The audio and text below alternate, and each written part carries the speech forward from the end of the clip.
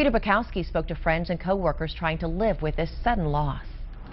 You're numb. You don't know how to deal with this, really, you know, but you got to work through it because that's part of the job. Troopers deal with unspeakable tragedy every single day, but losing 3 of their own in a fire isn't something anyone was prepared to handle. As troopers, we deal with some tremendous crashes, we deal with death, but this is family.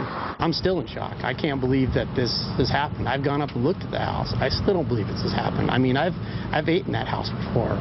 This sudden tragedy was certainly a shock to the system for so many. But troopers told me coming into work today, putting on that uniform, was the best way to honor a man like Gary Miller, who proudly wore his uniform for more than 30 years. I was glad to come to work today. I feel it's good for me to put on the uniform and come in and be busy and to help out in any way I can. But it tears Sergeant Foster up to think that the only reason Trooper Sperry was in that house is because his friend of nearly a decade, Gary Miller, opened his home to the young trooper. Foster will never forget the day that home took the lives of his friends. Gary saw a young trooper living in a hotel and said,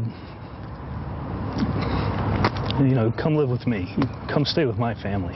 And it's his law enforcement family that now must struggle with the loss of a father, a mother, and a friend.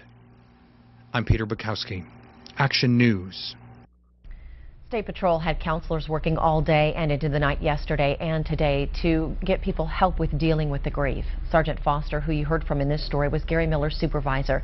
He was giving any trooper who asked for it time off in the wake of this tragedy.